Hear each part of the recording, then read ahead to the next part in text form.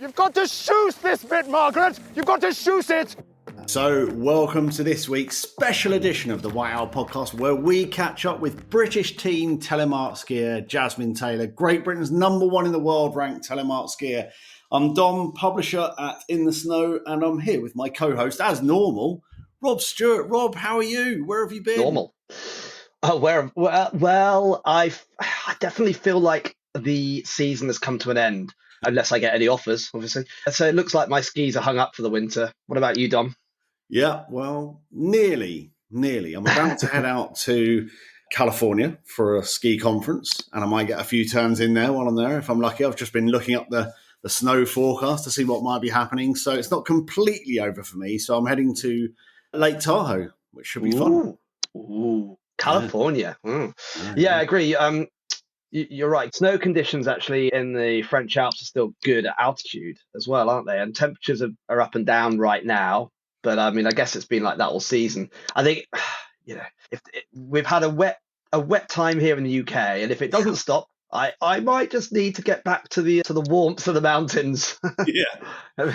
It's no laughing matter that, but really it's certainly more spring-like there right now than it is here, I would say. Absolutely. As you say, temperatures all over the place, but there is some pretty cool ski conditions out there still, that's for sure. And I was looking at what's going on out in Tahoe as well. I've just come back from Whistler as well last week, and I arrived on a powder day, would you believe, which I think the guide was saying to me, you have literally had the best day in Whistler this season, because I don't think they've had the best season as we've probably seen. But we arrived on a powder day and were skiing through knee-deep powder, which was absolutely fantastic. Really, really nice. Kids were screaming and enjoying it. So that was that happens to you.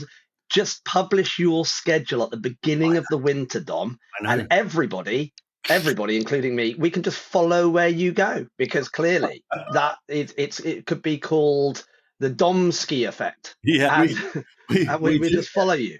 We do get lucky. I had the same in Colorado when I was visiting all those resorts last year. Every day we had a powder day. We got lucky. And not only that, but I think Vancouver, I stayed in Vancouver for a few days, and it's renowned to be pretty wet in Vancouver. It's supposedly, very British sort of weather, very rainy. And we had 4 days of T-shirt wearing sunshine. And we were chatting to various locals, and they were going, it's always raining here. How have you come here on 4 sunny days? And the day we left, it started raining. I don't believe it. I don't believe them. I think it's North America. What they do is they go, right, the tourists are coming. Let's switch the buttons, and we'll turn the nice weather on for them. That's the way it works. Yeah.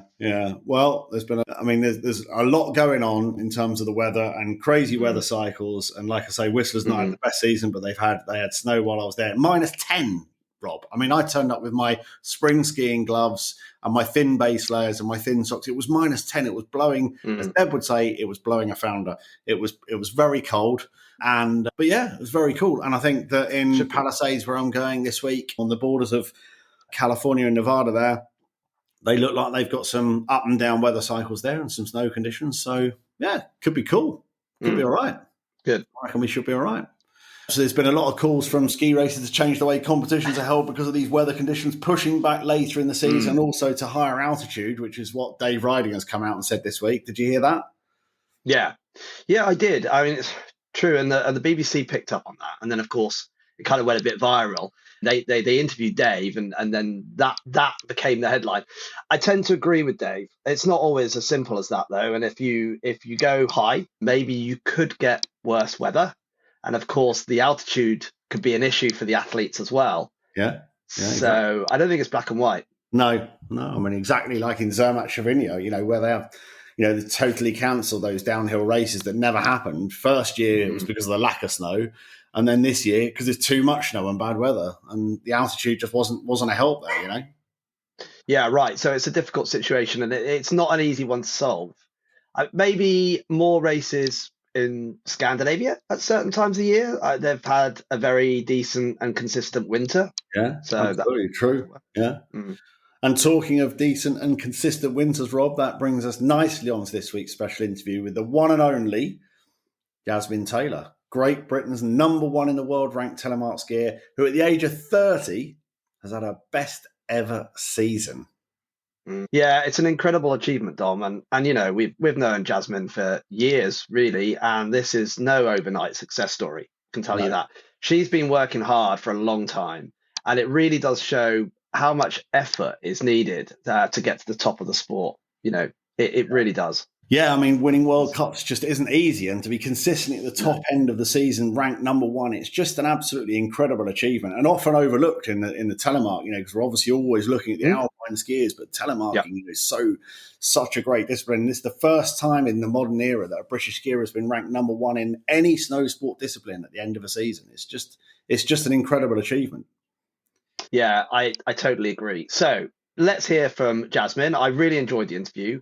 You could just tell she was exhausted Oh after yeah. this season, but she also had some really, really interesting things to say.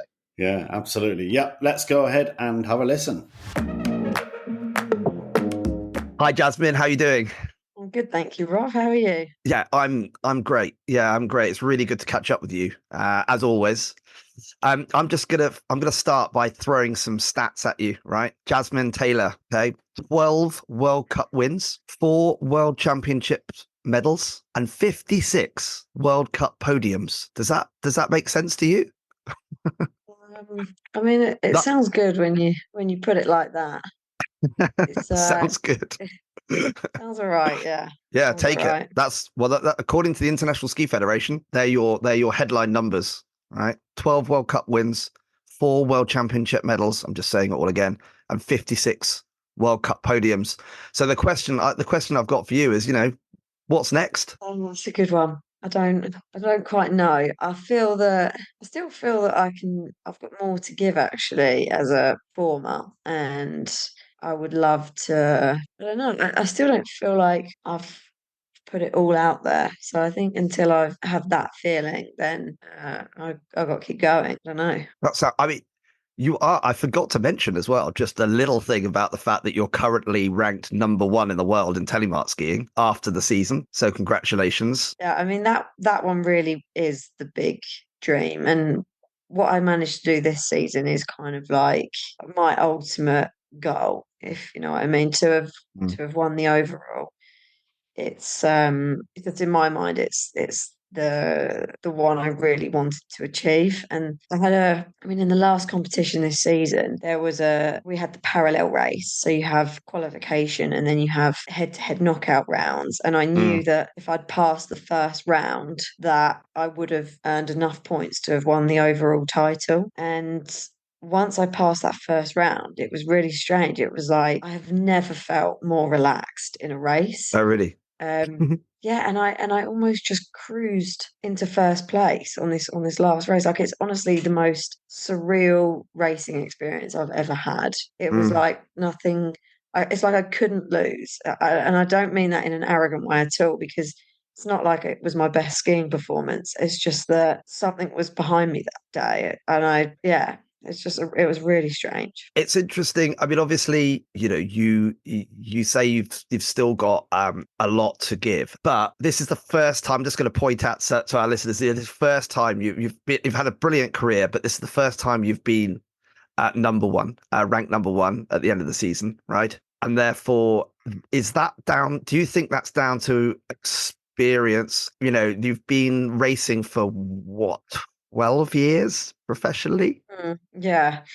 Well, I had a great start to the season. I won the first 4 races, and the overall title was always in my heart, if you know what I mean. I wanted that. I really had my heart set on it. But because the first 4 races are so far from the end of the season, you don't really think about it. As the season starts to move forward, we had race cancellations. That means that each individual race is more costly because there are less races. So there's less room for mistakes and it starts to play with your mind a bit. And I guess that I felt kind of relaxed at the start, but in the middle, I felt quite uptight and stressed. And I've never been in the position of leading from the beginning. And actually, you realize that stress is completely different to chasing. When you are in the position of chaser, it's very different. to being chased. And it's very interesting, but it was stressful, and it was tough to manage the pressure. And as well, especially towards the end of the season, a lot of people on social media, and in the end, I came off social media completely for a week. Okay. But people congratulating me when I thinking that the season was already finished when it wasn't, and you know, it would just play with my mind. And people of course had good intention, and I'm very grateful for all the really lovely messages and support and everything. But because I wanted it so much, you start getting superstitious about everything and put meaning on things where there isn't, and it's crazy how your mind just starts to unravel, and it's really difficult to just be where you are here and now. So sorry, I've forgotten your question. Talking about here and now. You've answered the question. You've answered the question. Yeah. I think it's really interesting. I mean, obviously, you're sitting here now in the French Alps at the end of the season. That stress has gone, right? That stress has gone. But do you think next season will be different because of what you've achieved this season? I guess it will have to be, because it's maybe not good that I do it, but often you turn up, say the race is in Norway, and you think, oh, last year I crashed here. You think, oh, I don't want to crash. So you have association, and just because of the stress of the competition, and you want to do well, of course, I think your mind can play tricks on you. So yeah. I don't know whether there's already going to be pressure next season, or whether it's kind of that, but it's also kind of this feeling of I've achieved my ultimate dream, so I feel lighter. It's like, wow, I did it. I really did do it. So kind of in a way, if I don't do anything else, I'll always have that, and that gives me a sort of strength, if that makes sense. It does. I mean, it's interesting, like how you see a lot of athletes reach the top, and sometimes it makes them more relaxed, which can really help. They just get better at in that situation because they are more relaxed, because you've proved everything, right? You've proved everything, so that can help. I suppose in some cases it could go the other way if you kind of like, well, I've done everything I need to do now, and I suppose that could be quite interesting for you. I mean, you've got nothing to prove. So is that a good thing or a bad thing? I suppose that you've got nothing to prove, or have you got something to prove? Well, exactly. It's kind of like, well, can I be motivated? So that in itself presents a challenge. So always finding the challenge which brings out the best in yourself. And as well, when you think, well, if you're leading, that was a new challenge for me. So then you think, well, I have to ski well because I'm leading. Then you think, no, but it's more difficult to ski well with pressure compared to chasing where there's less pressure. Or you can look at it a different, you have to spin it in a way where you create the fun in the challenge rather than the pressure. That makes sense. And I presume that your coach, Seb. you've worked with you've worked with Seb for many years now, right? So yeah, from the beginning, yeah. So we have to mention Seb in this process, because you're clearly a deep thinker and a great skier combined. And how has he helped you then on this journey? And how does he continue to help you? Oh, like I wouldn't be here if it wasn't for Seb. Seb kind of like gave me the belief in the very beginning that it would be possible, and then he's kind of like family, really, because I've stayed at his house during COVID. I know his family really well. His family have also sacrificed a lot, let him live away with the British team, and it's like there's a knock-on effect with these things. So I don't know. I don't even know where to really begin with thanking Seb. But he's probably the person that's suffered as much as I have over the years in this quest, and he seems to enjoy it just as much as I do when it's going our way. So yeah, Suffered is a word that we don't normally associate with the sport of skiing. Normally, it's more like elation rather than suffering. Hopefully, for most of us, most of the time. But I mean, it sort of sums up how I know, I've watched you, obviously watched your career over the years, and how hard you work and how much you put into what you do. And I guess the BBC have covered the racing recently. There's a new story on the BBC. So there's some recognition there for that achievement. But do you sometimes feel frustrated that there isn't more? Or do you just resign yourself to the fact that, you're in a sport that isn't necessarily the sport that people see a lot in this country or in the UK? Well, when I refer to suffering, firstly, this is not a sob story at all. Like, it's totally all self-inflicted. I've chosen this life. So when I mention that, I more mean kind of like the I know you're not heartache looking for sympathy. You're not looking for sympathy. No, No, I not guess like I totally get. yeah, but I'm more referring to the heartache of missing out on a good result or Mm, not skiing the best you can ski. There's like really this like if you really ski your heart out and you don't get the result, you can swallow it quite easily. But if you let yourself down in some way and you come up short, it oh God, it hits you like it really does. And it hits everybody that's supported you as well because you think I've let myself down and I've let the people down that have given so much to me, and that is a bad feeling. Even if they're saying you've not let us down, you feel it. Like it's not something that sits well with me if I've not put everything out there on the slopes. So that's more what I'm referring to. But as to recognition of the sport, it just is what it is. It's not that some people can get quite passionate on my behalf, which is really nice, but I'm not quite sure where to go with it. I don't know. mm. I don't always know what to say. Just for people that are listening to this, then, just briefly explain what telemark skiing is. I'm sure there's a lot of people that know what telemark skiing is, that are listening to this podcast. But just give us a quick outline of what the difference is between telemark skiing and the normal, if you like, ordinary alpine skiing that most people, vast majority of people that you see on the slopes, are participating in. Well, alpine skiing, of course, you have your heels clipped down, and telemark we don't. We have a free heel. And instead of the alpine skiing technique of kind of like squatting from side to side, you are lunging from side to side when you ski. So, yeah, you have a lot more range of movement available, slightly less stability, but that's kind of where the fun comes from in telemark skiing. And then from a competitive standpoint, the idea is that we took telemark, it's the original form of skiing.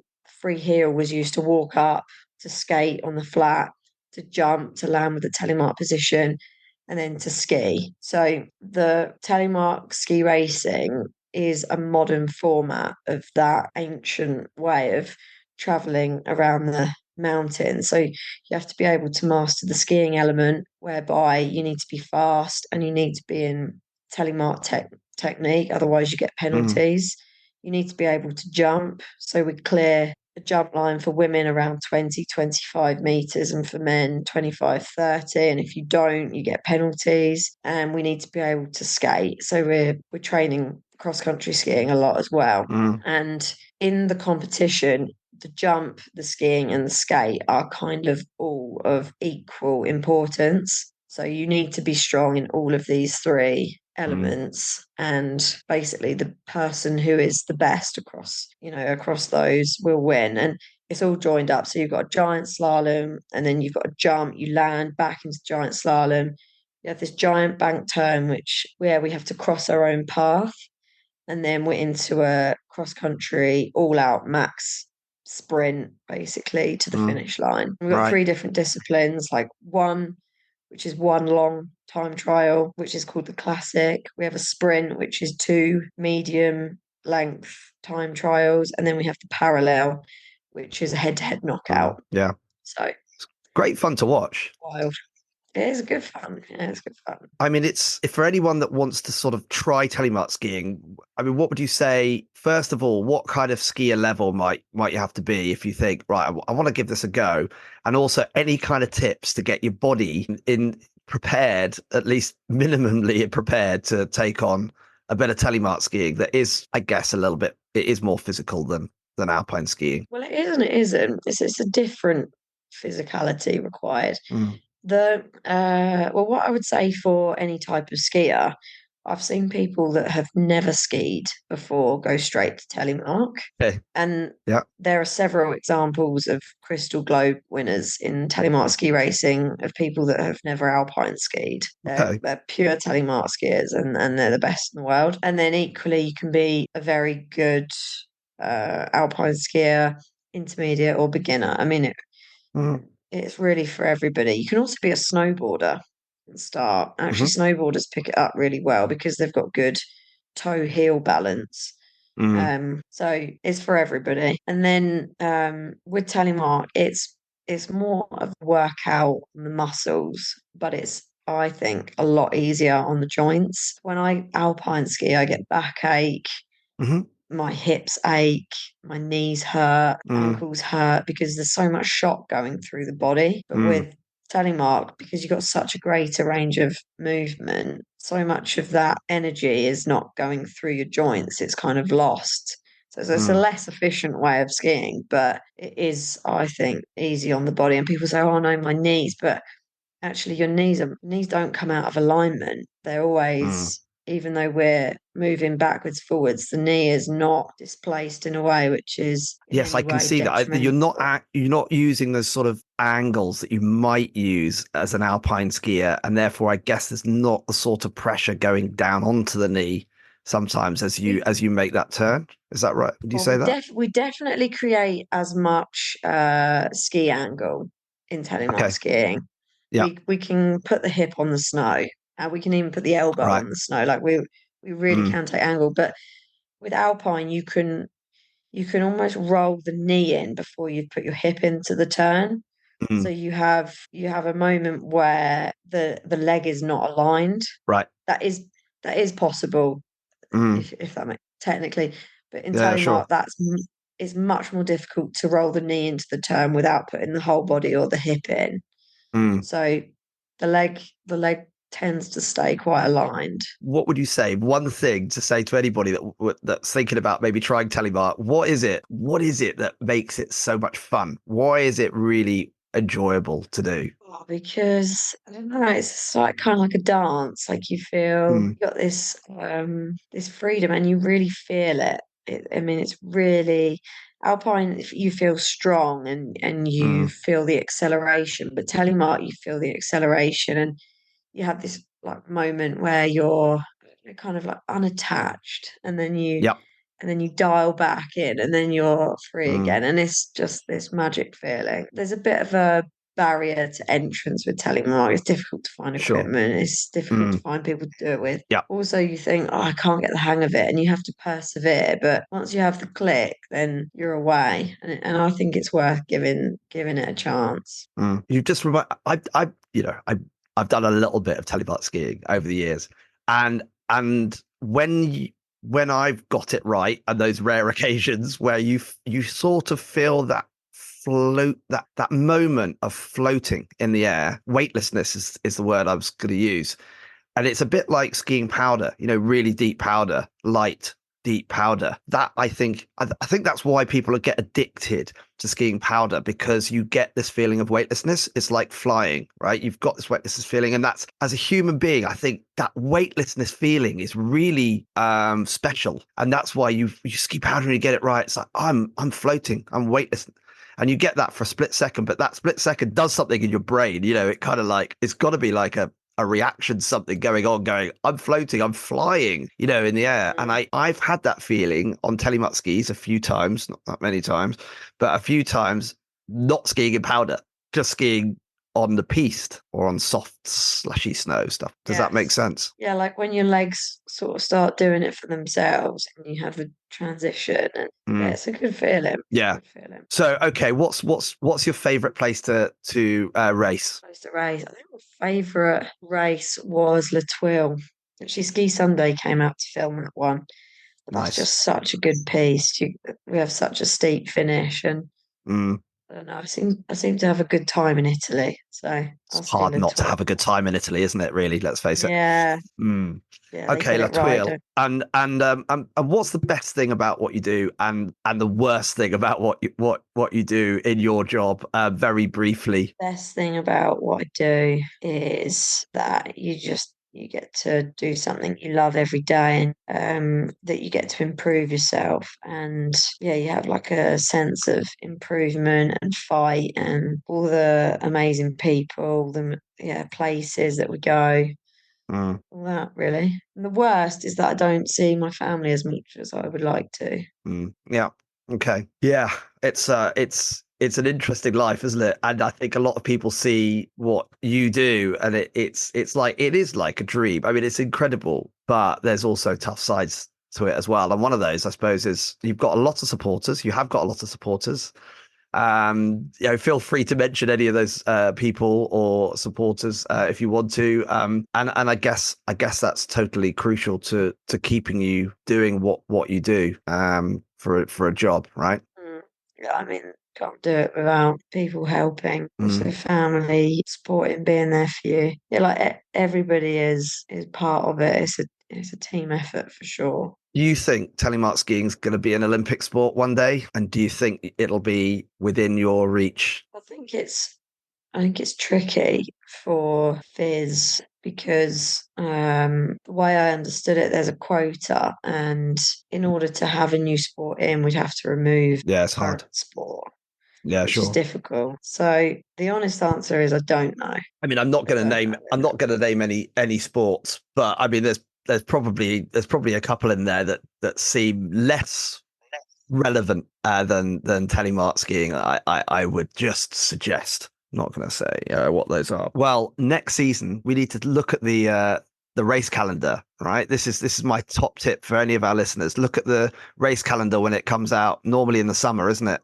On the FIS website, FIS ski website, and just book a holiday where you've got a World Cup ski race going on. I mean, normally where are you? Saint Gervais, Meiringen, where was Melserfruit?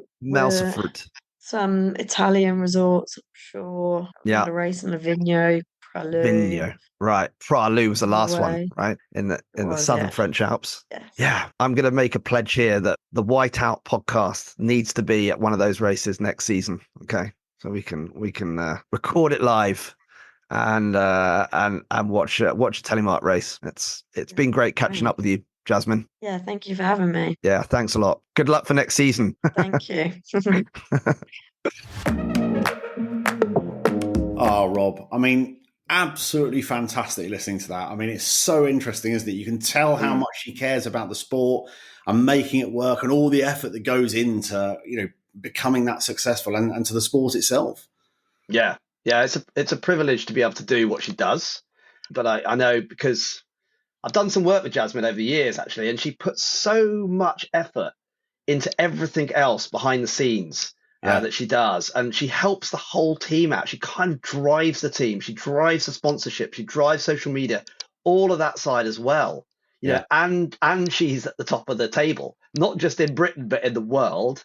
Yeah. So very, very impressive. It's incredible, isn't it? And the way she feels about letting people down, and it's tough. I suppose I guess it's what motivates her. It's what pushes her on. Yeah, true. And I think we got an insight into what it's like to be successful in sport. I hope so. Anyway. Yeah, absolutely. No, I totally agree. It was absolutely fantastic, and I just love hearing from these people who are top of their game. It really is great to hear. It's fantastic. Yeah. So, Rob, the next podcast episode will be on Friday, April the 26th, where we're going to have a look back on the best of this season and pick out some of our favourite moments from the Whiteout. And there's been some great ones, to be fair, some very funny ones and some great moments this year. Yeah, I'm looking forward to that. And of course, through the summer, we're also going to continue to bring news and views, plus a focus on summer in the mountains too, which we all love. Every other week that's coming out. So keep listening to that, because we are going to talk about summer in the mountains, which we haven't done before. But of course, we spend a lot of time in the mountains during the summer. So hopefully we can bring some insights into what it's really like to enjoy the mountains during the summertime. Absolutely right. We're going to carry this on through the summer because it's been great through this winter. It was great last winter. It's been a very successful winter for us on the podcast, and still looking for more reviews. So anybody who loves the podcast and enjoys listening to it, please do leave a review for us, because it's like that magic juice of SEO that when anybody wants a ski podcast, they can find us if we've got more reviews. And Rob, yep, that's it. Next week, of course, I'll be in Palisades, as we've talked about. And then the week after, we will catch up. We'll have that nice little roundup. And we'll be talking about that fantastic ski route to the Dolomites via Sky Alps, the airline that's taking people straight out to Bolzano from London Stansted. So we'll have a little bit of a special on that as well.